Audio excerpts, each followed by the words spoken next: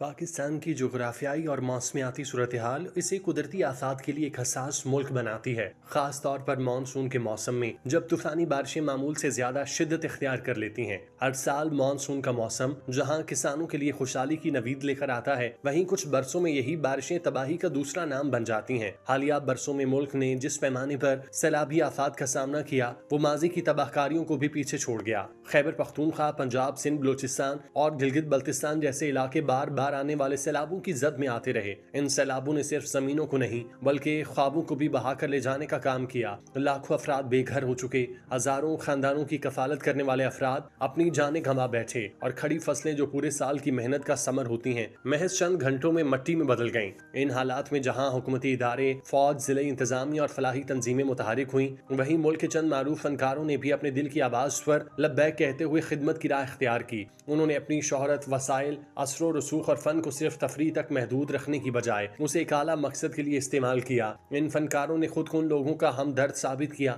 जो हालात के हाथों बेबस हो चुके थे। ऐसे में इन गुलकारों की मुदाखलत सिर्फ इमदाद तक नहीं थी बल्कि उम्मीद, तसल्ली, हौसले और इंसानी दोस्ती का पैगाम थी। आइए इन गुलकारों की खिदमत पर तफसीलन नजर डालते हैं जिन्होंने शोहरत से बढ़कर खिदमत को चुना और उन बेजुबानों के मसीहा बने जिनकी फरियाद कोई नहीं सुन रहा था। हदीका कियानी, आवाज से बढ़कर अमल का नाम। हदीका कियानी पाकिस्तानी मौसीकी की दुनिया में एक दरख्शा नाम है, जिन्होंने अपनी मधुर आवाज से लाखों दिलों को छुआ। लेकिन उनकी असल अजमत उस वक्त सामने आती है जब वो स्टेज से नीचे आकर मैदान अमल में उतरती हैं। 2022 के हौलनाक सैलाब में उन्होंने वसीला राह के नाम से एक मुस्तकिल मंसूबा शुरू किया, जिसका मकसद बलोचिस्तान और जनूबी पंजाब के दूर दराज इलाकों में मुतासरीन सैलाब की बहाली था। उन्होंने न सिर्फ माली इमदाद दी बल्कि खुद उन इलाकों का दौरा किया, वहाँ के हालात का मुशाहिदा किया और अपनी आंखों से वो दर्द देखा जिसका अहाता अल्फाज नहीं कर सकते। रवां साल हदीका कियानी एक बार फिर मुतासरीन के लिए उम्मीद की किरण बनकर सामने आई। उन्होंने जिला कसूर के दौरे के दौरान न सिर्फ जरूरी इमदादी सामान जैसे कंबल,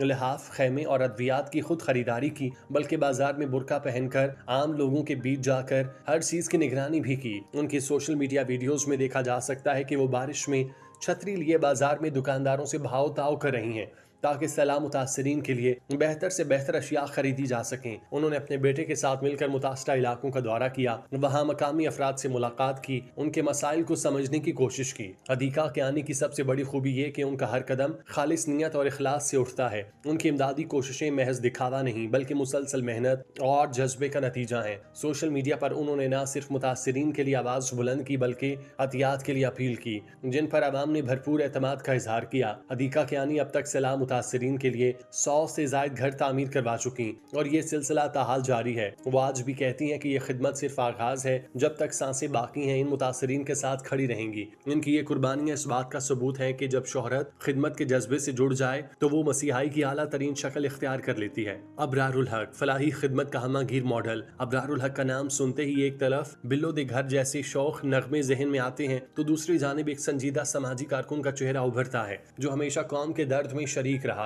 अबरारुल हक का फलाही इदारा सहारा ट्रस्ट एक तवील अरसे से सेहत, तालीम और कुदरती आफात के मुतासरीन की मदद में पेश रहा। सैलाब की हालिया तबाहकारियों में भी अबरारुल हक ने फौरी तौर पर इमदादी सरगर्मियों का आगाज किया। उन्होंने कराची के एक बड़े शॉपिंग मॉल में इमदादी कैंप कायम किया, जिसका मकसद अवाम में शऊर पैदा करना और सैलाब मुतासरीन के लिए अतियात जमा करना था।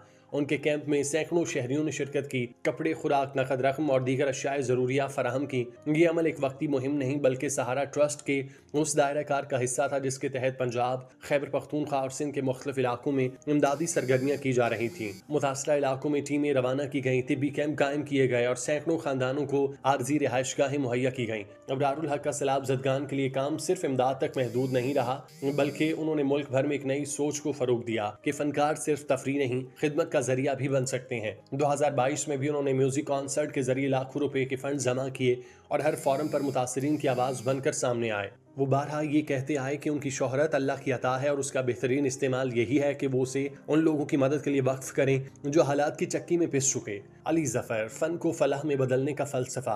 अली जफर का शुमार उन गुलकारों में होता है जिन्होंने अपनी मेहनत से बैनुल अक़वामी सतह पर पाकिस्तान का नाम रोशन किया, मगर उनकी शख्सियत का सबसे रोशन पहलू उनकी हसासियत और खिदमत खल्क का जज्बा है। जब मुल्क में सैलाब आया, हजारों लोग बेघर हो गए तो अली जफर ने फैसला किया वो महज तमाशाई नहीं बनेंगे। उन्होंने अपनी अली जफर फाउंडेशन के तहत तहत एक खुसूसी फंड रेजिंग कॉन्सर्ट का ऐलान किया जो लाहौर के अलहमरा कल्चरल कॉम्प्लेक्स में मुनक्किद हुआ। इस कॉन्सर्ट में अली जफर ने न सिर्फ खुद परफॉर्म किया बल्कि दीगर मारूफ फनकारों को भी मदऊ किया ताकि ज्यादा से ज्यादा रकम मुतासरीन के लिए जमा की जा सके। अली जफर का ये कहना है कि ये सिर्फ एक कॉन्सर्ट नहीं बल्कि उम्मीद का चिराग है, उनके खुलूस और दर्द दिल की अक्कासी करता है। कॉन्सर्ट से हासिल होने वाली तमाम आमदनी उन खानदानों की बहाली पर खर्च की गई जो इस आफत के नतीजे में सब कुछ खो चुके थे। उनका मानना है कि मौसीकी सिर्फ तफरीह का जरिया नहीं बल्कि ताकतवर मीडियम है जो लोगों को जोड़ सकता है, उनमें जज्बा, हौसला और हमआहंगी पैदा कर सकता है। ये कोशिश एक संग मील थी जहां फन और फलाह ने हाथ मिलाकर इंसानियत की खिदमत की और दुख की घड़ी में एक साथ खड़े होने का सबक दिया। अली जफर ने अपनी शोहरत को अवामी भलाई के लिए इस्तेमाल करके एक मिसाल कायम की, बताया कि असल फन वही है जो दिलों को जोड़ता है,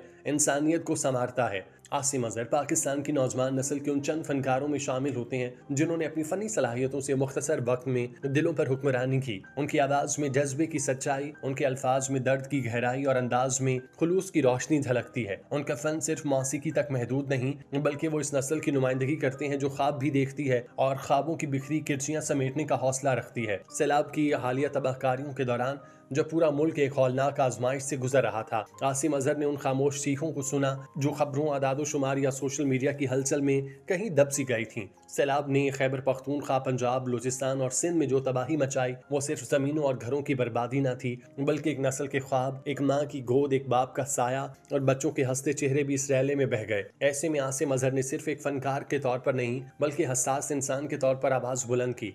उन्होंने अपनी इंस्टाग्राम स्टोरीज में जो पैगाम शेयर किए वो महज अल्फाज नहीं बल्कि अंदर से टूटे हुए दिल की गवाही थे। उन्होंने लिखा, आज हमारी सरजमीन रो रही है। सैलाब न सिर्फ घर और ख्वाब बहा ले गया बल्कि कीमती जाने भी साथ ले गया। मेरा दिल हर उस माँ बाप और उस बच्चे के लिए गमजदा है जो नागहानी आफत का शिकार हुए, जो बिखर गया। इसे हम सब मिलकर समेट सकते हैं। ये जुमले आसिम अजहर के मद्दाहों के लिए एक पैगाम से बढ़कर थे।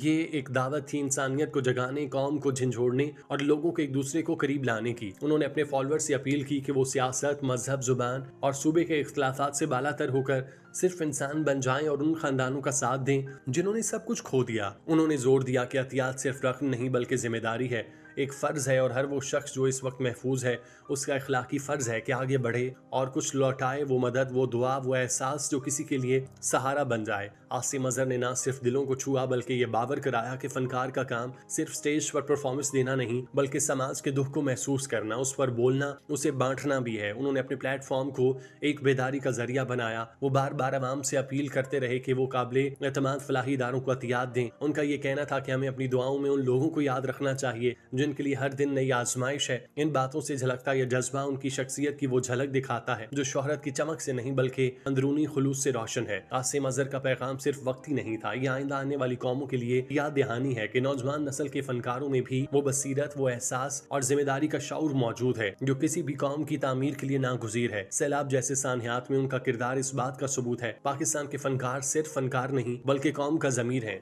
और जब ये ज़मीर जागता है तो वो नगमा नहीं सिर्फ गाता बल्कि दुखों को बांटता है, उम्मीद जगाता है, एक नई सवेरे की नवीद सुनाता है। हम दुआ गो हैं कि मालिक इन तमाम फनकारों को हमेशा अपनी हिफ्ज़-ओ-अमान में रखे और उनकी तमाम तर खामियां माफ़ फरमाए और उन्हें इस कार्य खैर का अजर दे।